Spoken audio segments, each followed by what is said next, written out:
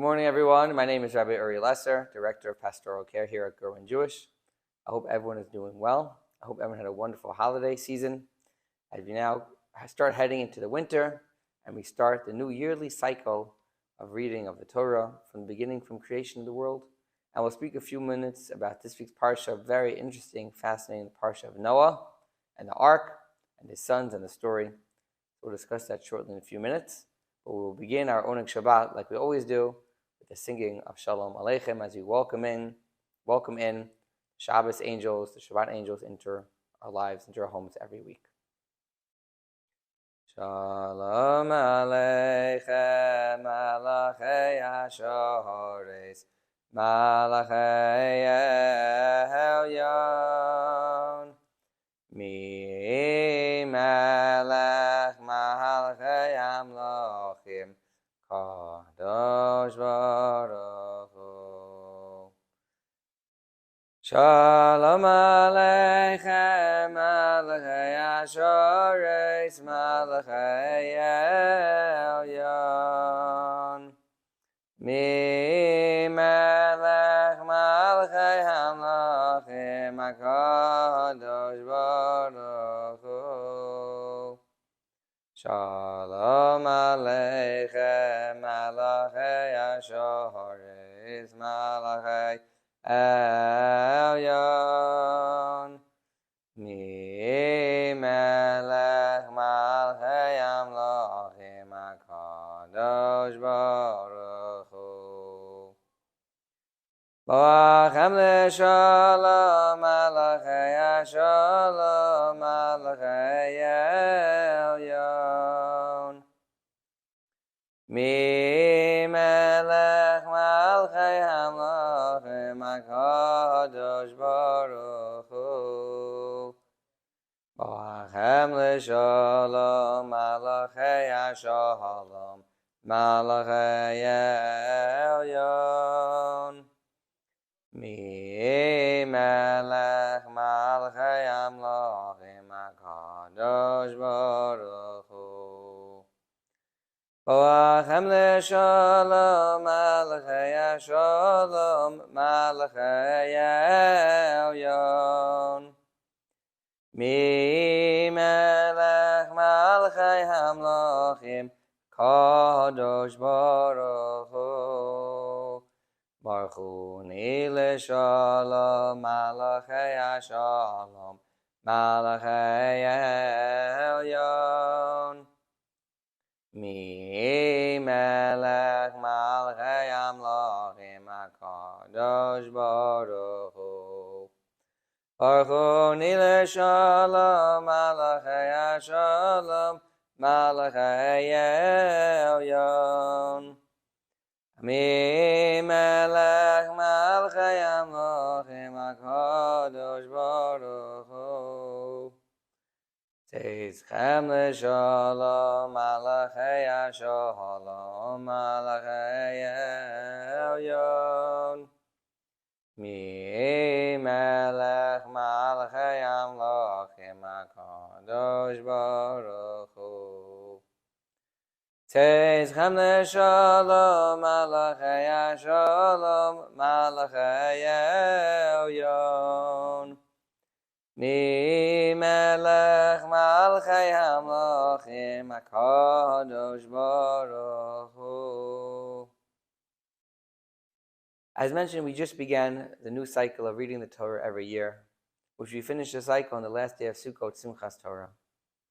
And the Torah begins with the story of creation, Adam and Eve being created, sinning by eating from the tree of knowledge. And this week's parsha begins with the story of Noah. For in the 10 generations between Adam and Noah, mankind, unfortunately, was not doing what they were supposed to be doing. And slowly but surely, we saw what happened in society when there's no rules, no regulations. And people were literally stealing from each other, hurting each other, killing each other. And God said the world the way it is right now is a world that cannot continue the way. We have to do a little bit of an upheaval and start again fresh from Noah and his sons.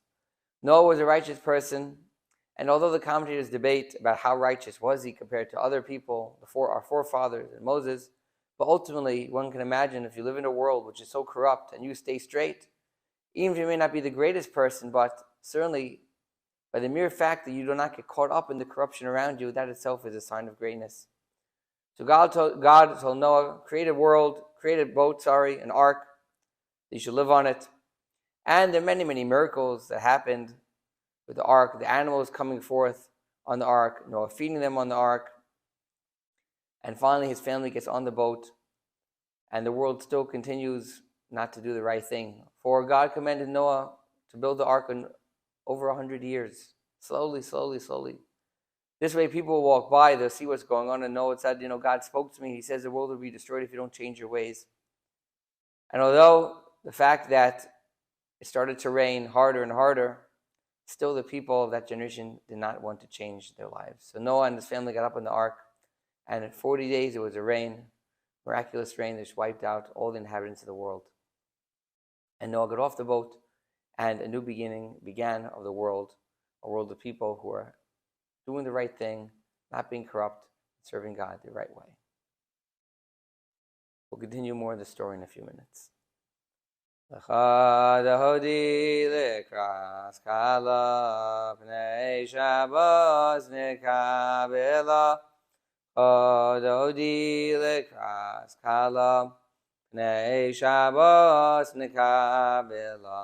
Shamoy v'zachor v'dibur echad Ishmiyahanu kelam yuchad Hashem echad u'shmo yechad Shemo seferes v'lezila lechad odi Lekras kalav v'nei Shabbat nekabela Lekras Shabbat zechuvin elcha Ki mekor avidacha Meirosh mikedem nesucha Sov ma'aseh b'machshavot chila lecha dodi lekras kala Nei Shabbat nekabela mikdash melech Ir melucha gumiti mitoch ha'hafecha Rav lo shevet v'yimekablacha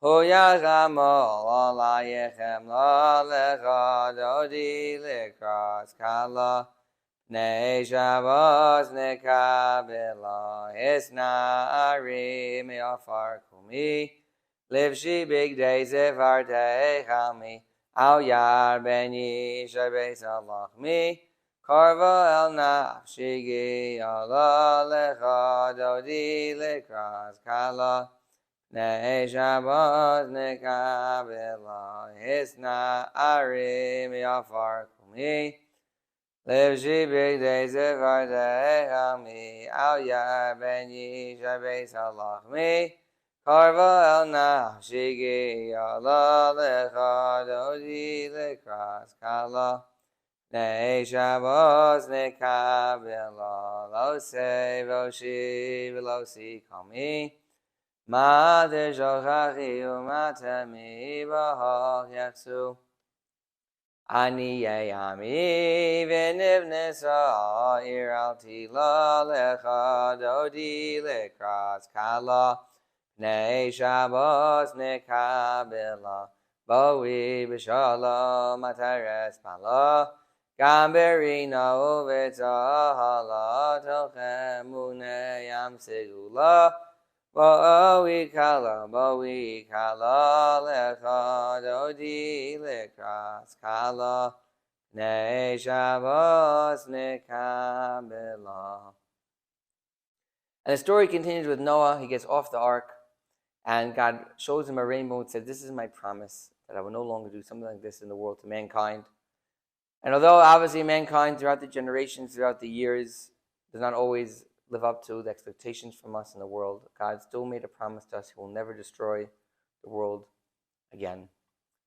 And the story ends, and it's very, very fascinating when you start to think about it, what happened, God creating the world, destroying the world, saying, in the future, if I ever want to destroy the world again, I won't do it, making a promise. What is a lesson we could really all learn from this story? How can we relate to it in our lives?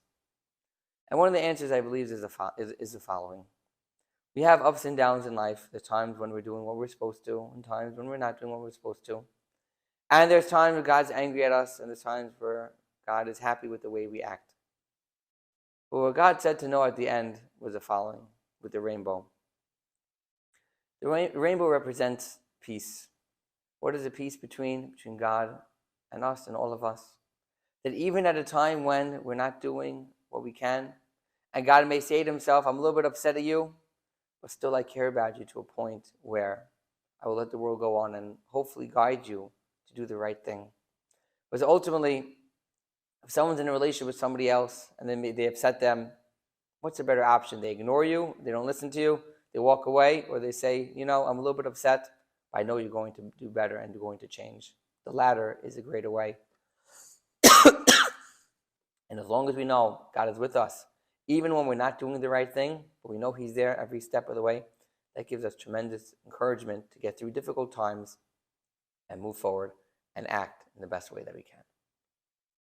Adon olam asher malach v'tarem kol yitzir nivra li'es nasa b'chefso kol azay melech shemo nikra v'yacharei kechlos hakol v'vahado yimloch nora v'uaya v'uhoveh Hu yihye b'sifara v'hu echad v'yein sheni Amshilo lehachvira v'li reishit v'li sachlis Ha'odaham Yisra v'hu keli v'chai goali Surach li v'yeis nasa v'hu nisi umanosli Naskosi v'yomekra v'yahado avkid ruchi Yezishan v'yahira v'yem ruchi giviyasi Ado shem li v'lo ira. Have a happy and healthy Shabbat, a great week. We'll see everybody next week.